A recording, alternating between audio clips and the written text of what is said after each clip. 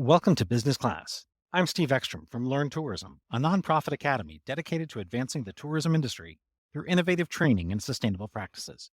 Our mission? To empower travel professionals and communities with the knowledge they need to create meaningful, authentic, and sustainable tourism experiences. Ready to join us on this journey? Visit learntourism.org and start making a difference today.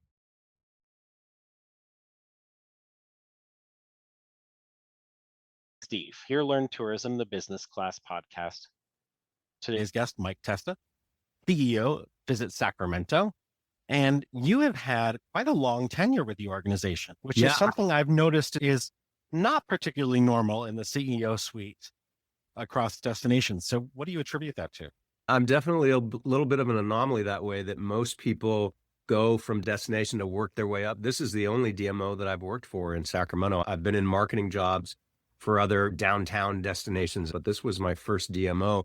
Took this job thinking I'd be here 2-3 years. The CEO at the time realized that I get bored fairly easily and changed my job every 2 to 3 years. So it felt like a new job that kept me engaged. You don't realize these things while you're in the middle of it, but I worked in every department in this organization. When the time came for him to retire, I'd been here almost 20 years. I knew I was qualified. I knew the business backwards and forwards, and I knew the players in Sacramento. I was always jealous of the people who knew they wanted to be doctors when they were 14. Well, I had no idea what I wanted to be, but the path revealed itself. I found myself a home here. In February, I will have been in Visit Sacramento for 25 years. Congratulations. We've gone away from conventions. We're always the lead driver of tourism in Sacramento, but we've added some things over the last few years, whether it's music festivals or sporting events, that have really changed this market. When a lot of cities have been down in visitation, Sacramento's up about 80%. And a lot of that is because of the music festivals we've added. The 2-3 music festivals we've done have brought more than 100,000 people to the market. It's dramatically changed. And the last 2 years, we've set production records for our 98-year history. As a lot of markets have contracted a little bit over COVID, Sacramento's grown significantly. What was the spark? What was that initial, we're going to get into the festivals and try to make a new market for ourselves? I was introduced to a guy named Danny Wimmer, the largest independent festival producer in the U.S., and we did a one-day festival with Aftershock in 2013. I wasn't CEO yet. I saw the opportunity because of what had happened in Austin, Texas. Music grew that market to the point where it attracted high tech because they were getting a younger workforce. So I saw a path for Sacramento as a similar state capital of something we could grow in the market. Then COVID hits. You can't have conventions. You can't have meetings. These are all outdoor components. And so we doubled down on that. Honestly, Stephen, I think part of it was I was a brand new CEO where a lot of my peers were kind of like, it's COVID, there's nothing we can do. I didn't feel like I had that luxury. I still had to prove myself. We started going down the path of what are big time events that have less of a COVID stigma because they're outdoors, that can bring visitation in the market and fill hotels. That's where it started. What do you love most about Sacramento? I think what I love most about Sacramento, honestly, I like the underdog story. We're in California, and if you and I were standing in Europe and I said, name 5 cities in California, Sacramento's probably not going to be in that top 5. We've got San Francisco, LA, San Diego, Napa. As a state capital, you're often seen as a boring government town. I like the idea that we have a job and a responsibility to tell the real story about Sacramento and educate people on what this place is. And we surprise a lot of people because I think we fall into that government stereotype. But you look at an Austin, Texas, or a Santa Fe or a Nashville, but you don't think of them that way because they've created a different identity, something I enjoy. Working with a reporter, I loved that I could influence the story. They may come to you with, if you have the right components, you can change their focus. I like that opportunity to get people thinking differently than the preconception they came into the conversation with. When did you realize that space was something you wanted long-term? I realized that I was good at it. I was good at telling the story. I was good at seeing the positive attributes of the destination that others were not. I had lived in a couple of other places, and I found that it was the people in Sacramento who had lived here their whole lives that were the biggest enemies to the destinations. They're the ones that would say, there's nothing to do here, it's boring.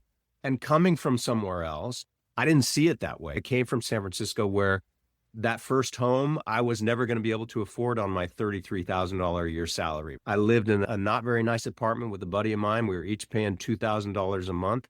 I moved to Sacramento. I got a house with hardwood floors by myself for $500 a month.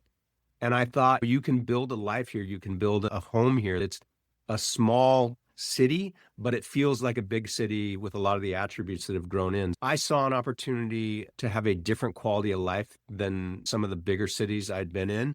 I like the idea of changing people's minds. If you're the one saying this place is boring and there's nothing to do, you're not paying attention, because that's not the case. And so to be able to educate people and hear people say, I had no idea that was happening in Sacramento, and I've lived here for 20 years, that to me is very gratifying.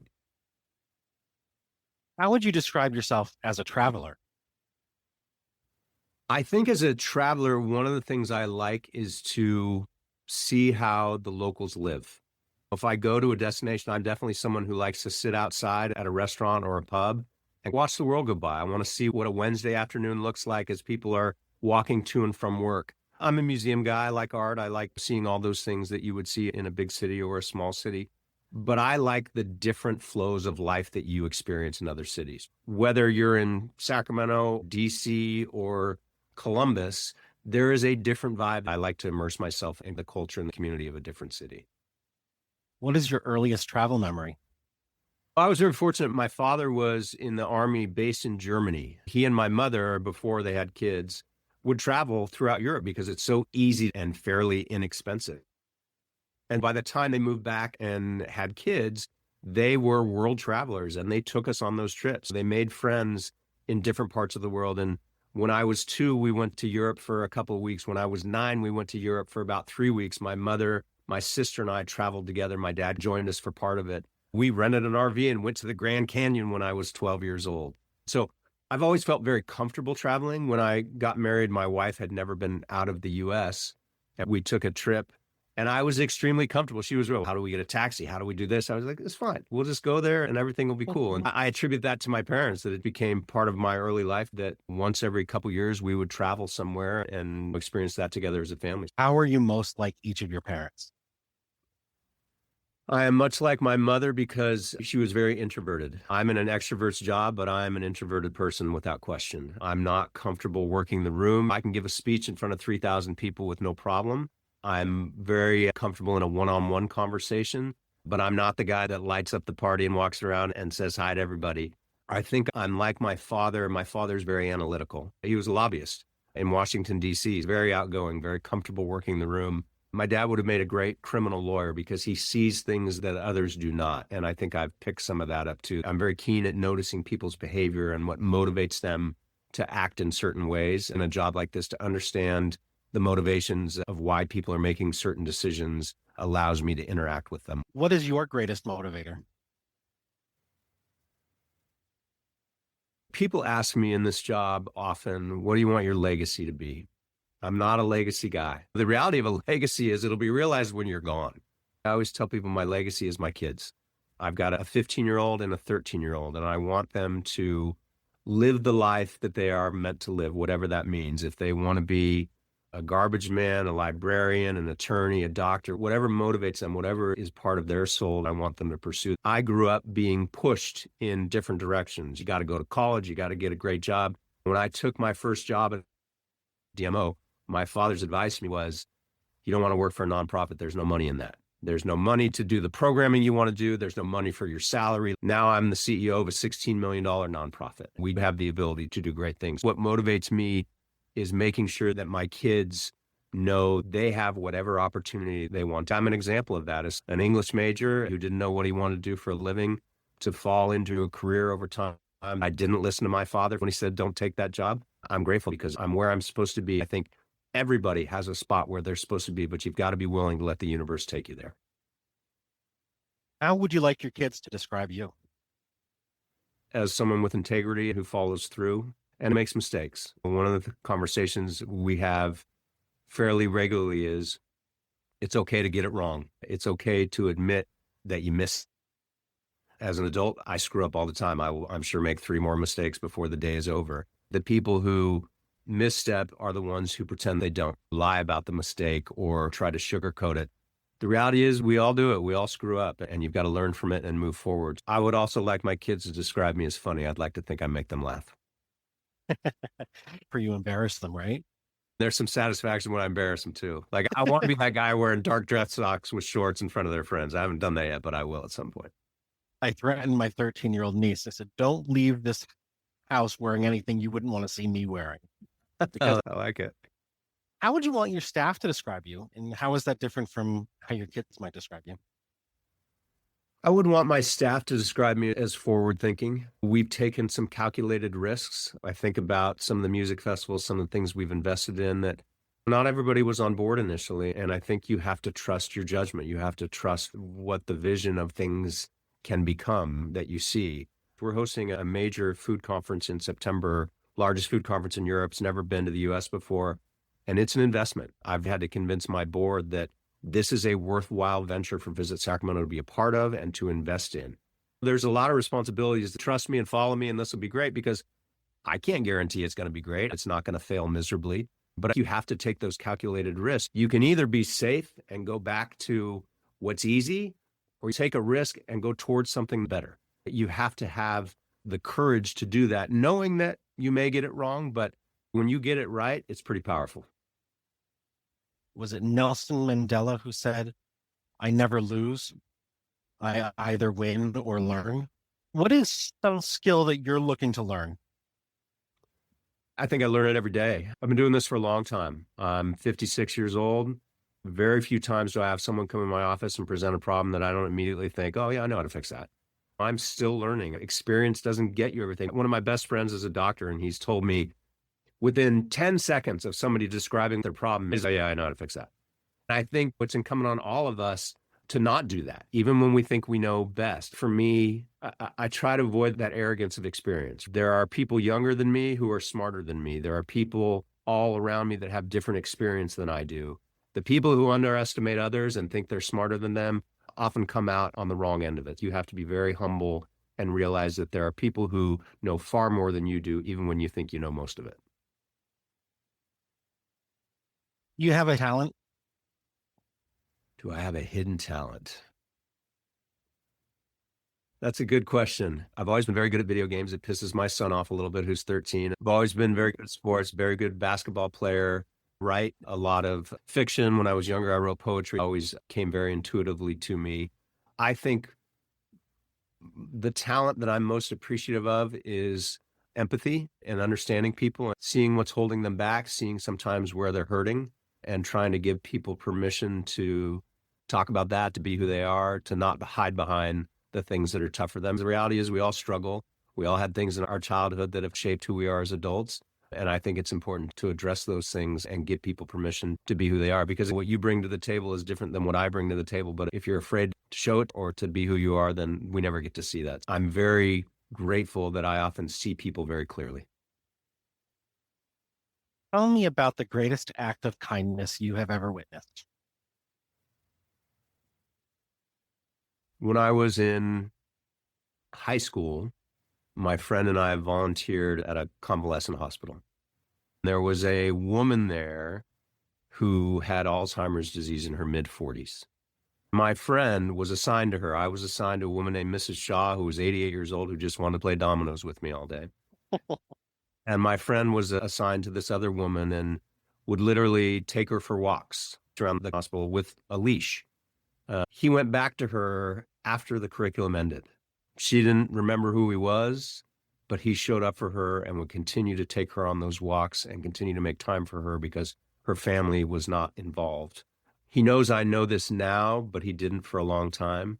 I thought that was incredibly giving of a 16-year-old boy who had no obligation to do that, gave up his time for somebody who he really didn't know, who certainly didn't know him, but it was the right thing to do for her.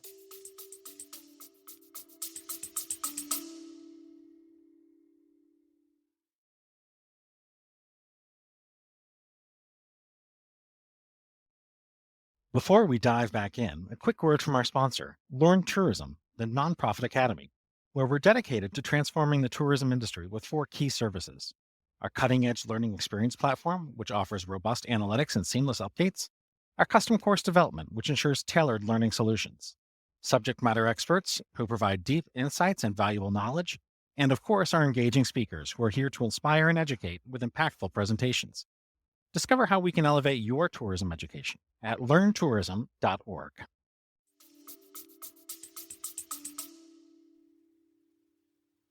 When in your professional career have you had to make a choice and the answer was, I'm doing it because it's the right thing to do, maybe not the popular thing? That happens all the time. I'll give you a couple examples. I think for our employees, when we've coming out of COVID, some of the trepidation of coming back to the office, we're a tourism organization and we represent a lot of hotels, and hotel employees don't have the ability to work from home. You got to be at the hotel.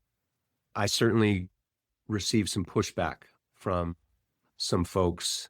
You can't let your staff work from home because my staff can't work from home. And while I understood that, I also knew that there was a lot of uncertainty and uncomfortable people working in Sacramento. And I felt like people need to be with their families. They need to be with their kids. And so I really had to go to bat to change what was an accepted practice of changing our schedule.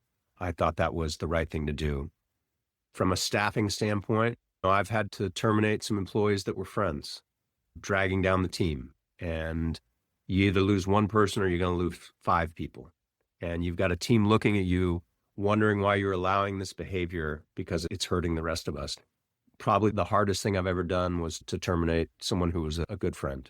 It was awful. It's something I still think about as a leader. And from a business standpoint, there was no other choice to be made. I think anybody who's been in leadership long enough can relate to that situation. But you spend so much time with the people you work with.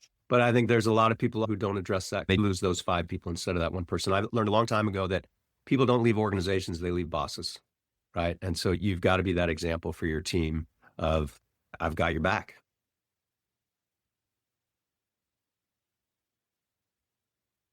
What would you like to see your staff do more of? I'd like to see my staff advocate for themselves, own their mistakes, be willing to learn from them, come to me or their supervisor and say, hey, I messed this up. What do we do? We often learn after an employee leaves that there were a bunch of things they were doing that they shouldn't have been doing. You're allowed to make mistakes. You're allowed to screw up, but you got to own it and we got to learn from it and we got to move forward. If you're making the same mistake over and over, then that's on you. I think I've got an employee here and I respect it. He's trying to get me to change our vacation policy to new employees. After 3 years, you get 3 weeks rather than the 5 years you currently have to wait. He's been very thoughtful in making this argument to me. He cited reports of productivity and this is what we should do. We've met a few times and I'm sure he's coming to my office like, oh, we're talking about this again. But I read his latest thing, which is sitting next to me, and I respect that this is clearly important to him. He's advocating for younger employees, probably based on his own experience when he came into the workforce, that this would have really helped him. So I hear him, and I think as a leader, I've got to listen to him, right? Because he's citing data, and I'm a data guy. It's tough for me to argue that you don't have a point. And then you ask yourself, what is my holdup? Why am I not saying this? I think a lot of times we use that. Nobody did that for me, so I'm not doing it for you. That's a terrible way to manage. I like it when people go out on a limb. I like it when people push back on me. There are way too many yes people. I'm the CEO, so whatever I say goes. No, argue with me. At the end of the day, I may not agree with you, but I expect you to make your case. There are 2 vacation types that I've learned about recently. One from our friends at Paradise. They do what's called a goodcation, where they give people 2 days of vacation to go out and just do good in their community. And in our team, we do learncation. So we consider 2 days to go learn something, whether that be because you volunteered at a local charity or because you took a class or because you did something like that. What type of vacation would you wish you had more of?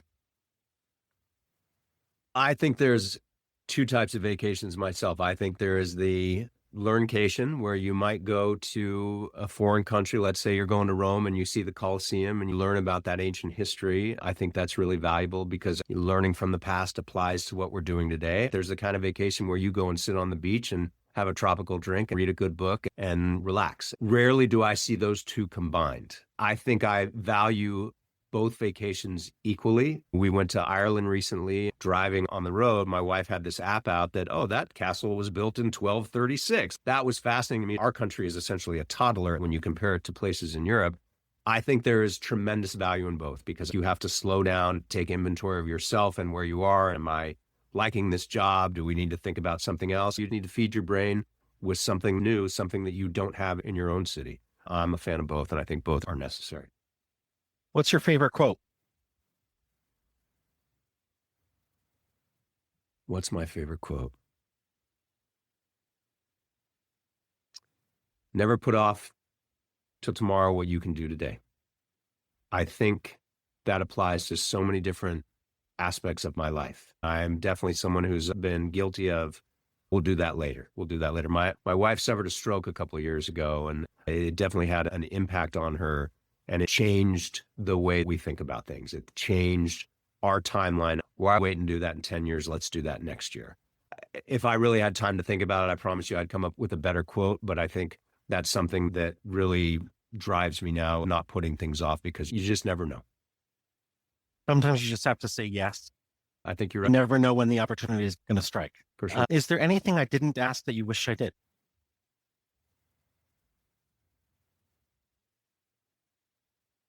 I love these questions. This is not typically the questions I get, and hopefully I've answered them thoughtfully.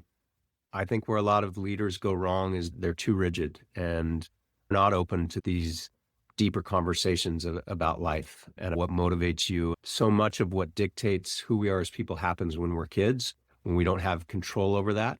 I'm somebody who's very introspective, talking about those things and trying to figure out what motivates me. I think it's made me a better person in the sense that I understand myself better. And I think when you understand yourself well, it helps you to understand others. I just appreciate the thoughtfulness of your questions. I've never been asked these on a podcast. I think it's super cool. Is there anything you'd like to ask me?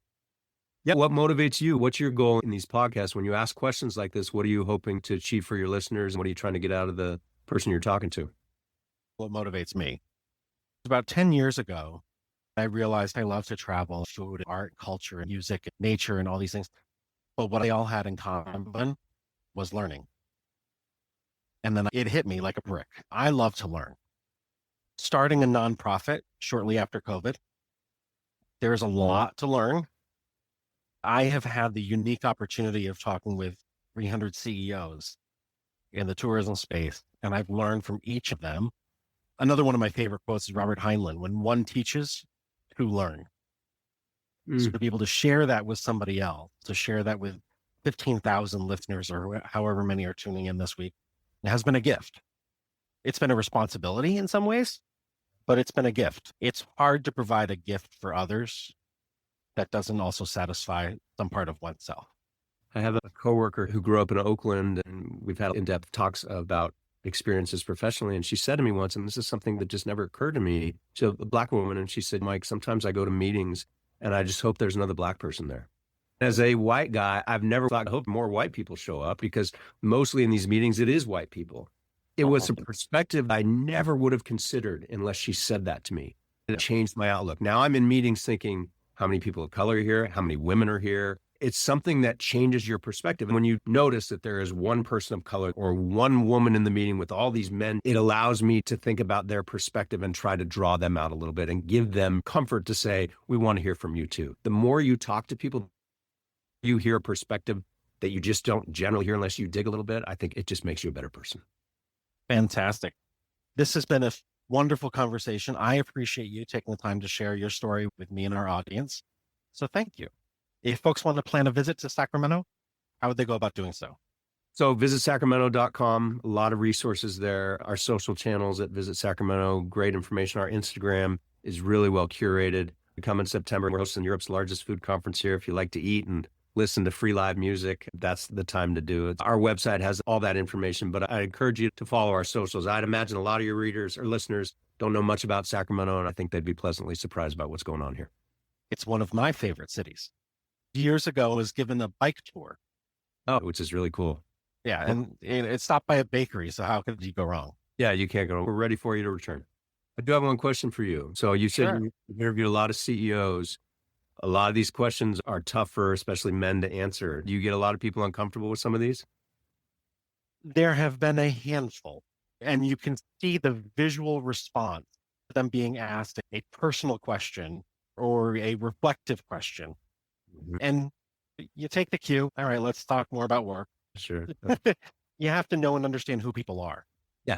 Totally. And in the same way that when you're marketing and you're selling, you have to sell where they are. You have to teach where they are. And empathy is the common factor. So hopefully, once this is edited, we'll send it out to all those that we know on your staff. Hopefully, they learn a little bit about you too. I appreciate it, Steve. It's very well done. Have a fantastic afternoon. And will I see you at Destinations International next year in Portland? Yes, I will be there. Okay. Have a great afternoon. Bye-bye. Thanks for tuning in to Business Class. This episode was brought to you by Learn Tourism, the nonprofit academy where we advance the tourism industry with cutting-edge training and sustainable practices. If you enjoyed today's episode, don't forget to visit learntourism.org to learn more about our programs and how you can get involved. Until next time, stay curious, continue learning and making a difference through tourism.